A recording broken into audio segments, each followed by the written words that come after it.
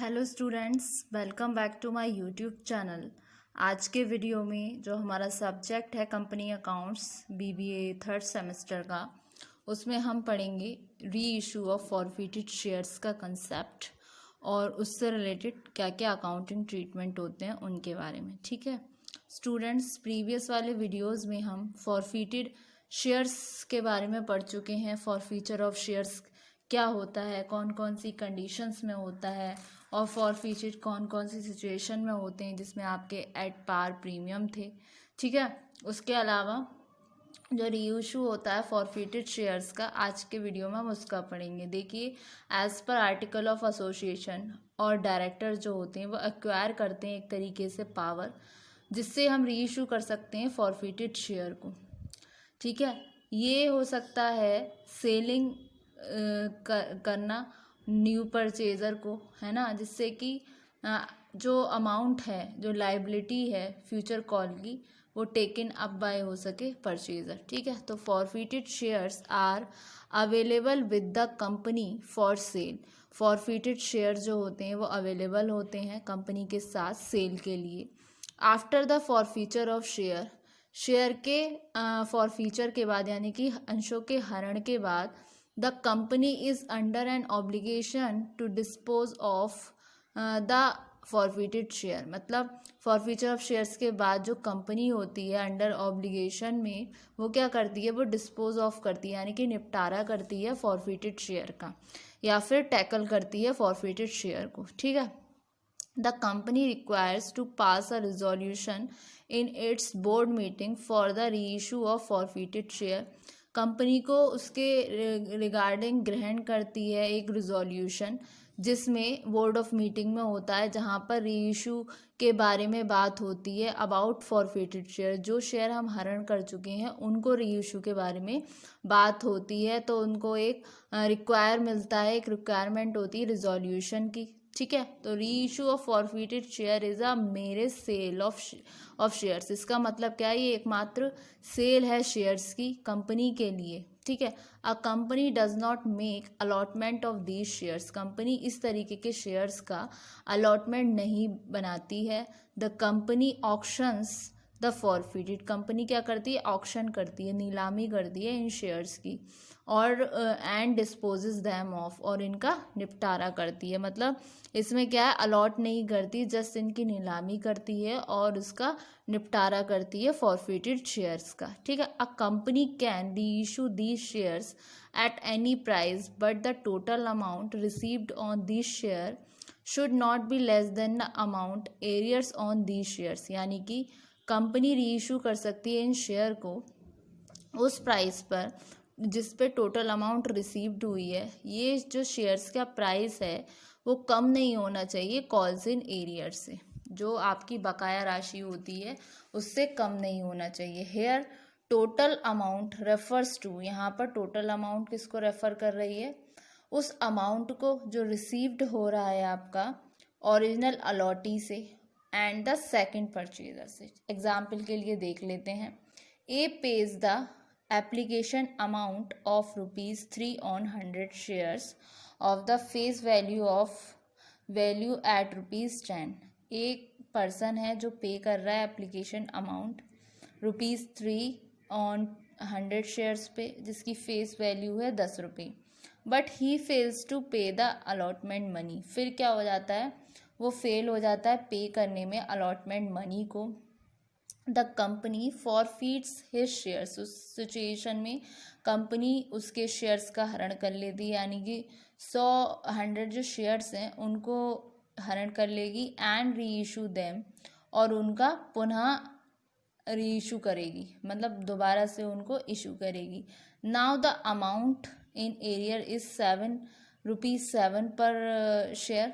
ठीक है, अब क्या है, उसने ₹3 का एप्लीकेशन तो दे दिया 10 में, जो जिसकी वैल्यू थी, बाकी का जो ₹7 है कुछ अलॉटमेंट का होगा, कुछ कॉल्स का होगा, या फिर सिर्फ अलॉटमेंट हुआ तब भी ₹7 होगा। ठीक है, तो वो कॉल्स इन एरियर बचा। तो इस सिचुएशन में जो कंपनी है वो रीइशू करती सकती है शेयर को एट ₹7, या तो ₹7 पर, या फिर उससे ज़्यादा, यानी कि कॉल सिनेरियर है आपका 7, तो 7 से ज़्यादा तो हो सकता है, ये 7 भी हो सकता है पर 7 से कम नहीं हो सकता। यानी कि जो आपका कॉल सिनेरियर सपोज कीजिए 8 रुपये है, तो आप जो शेयर को री इशू करेंगे वो या तो 9 में करेंगे या 10 में करेंगे, लेकिन जो है 8 रुपये से नीचे नहीं करेंगे, क्योंकि 8 रुपये का आपका कॉल सिनेरियर है। ठीक है, जैसे कि यहाँ पर है कैन री इशू द शेयर एट ₹7 और more, thus it can not issue shares at a price less than ₹7। ठीक है, तो ये तो हुआ आपका concept about re issue of shares. अब इससे रिलेटेड स्टूडेंट्स हम एंट्रीज को देखते हैं, एंट्रीज क्या बोलती हैं। ठीक है, तो एंट्रीज पे देखते हैं री इशू ऑफ शेयर्स की आफ्टर फॉरफीचर की कौन कौन सी एंट्री आती हैं। फर्स्ट आती है एट पार पे क्या एंट्री आएगी, बैंक अकाउंट डेबिट, यानी कि जो अमाउंट आपकी रिसीव्ड हुई है, टू शेयर कैपिटल अकाउंट, यानी कि पेड और कॉल्ड अप वैल्यू, इसका नरेशन में वही होगा। बीइंग फॉरफिटेड शेयर्स री इशूड एट रुपीज़, जितने पे भी होगा ₹10 या ₹8 जो भी होगा कॉल्ड अप। फिर उसके बाद में एट प्रीमियम पे क्या एंट्री बनेगी आपकी, bank account debit to share capital account to securities premium reserve account. ठीक है, अब सिचुएशन आती है एट डिस्काउंट, तो क्या शेयर डिस्काउंट पे री इशू हो सकते हैं, बिल्कुल हो सकते हैं।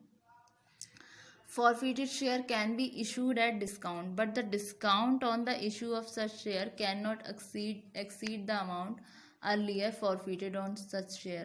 ठीक है, तो इसकी एंट्री बनेगी bank account debit share forfeiture account debit to share capital account, यानी कि फ़ायदे से चेंज करेंगे, तो इस जगह पर फ़ायदे से चेंज करेंगे, चार्ज करेंगे, इसमें फॉरफीचर अकाउंट को करेंगे नुकसान, इसलिए यहाँ डेबिट हुआ, फ़ायदे से चार्ज करेंगे इसको यहाँ पर।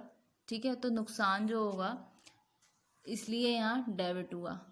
ठीक है ना, क्योंकि डिस्काउंट क्या है, डिस्काउंट हो रहा है, तो यानी कि ठीक है, उस सिचुएशन में share forfeiture account to share capital account. ठीक है ना, ये हुआ।